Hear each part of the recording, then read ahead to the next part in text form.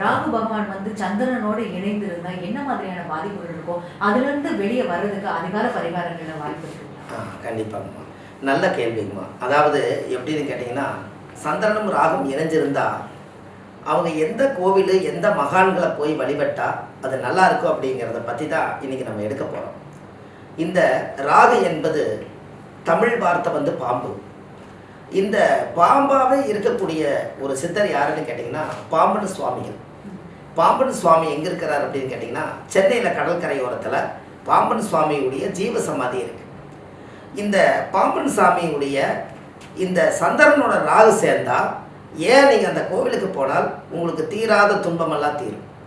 கடன் பிரச்சனை, மன உளைச்சல் நிவர்த்தியாகும். கல்யாணம் ஆகாதவங்களுக்கு கல்யாணம் நடக்கும். அவங்களுக்கு குழந்தை பாக்கியம் இல்லாதவங்களுக்கு குழந்தை பாக்கியம் கிடைக்கும். ஒரு தீராத நெருக்கடியில் அவங்க மாட்டியிருப்பாங்க. சட்ட சிக்கல் பிரச்சனையெல்லாம் தீர்க்கறதுக்கு பாம்பன் சாமினால் முடியும்.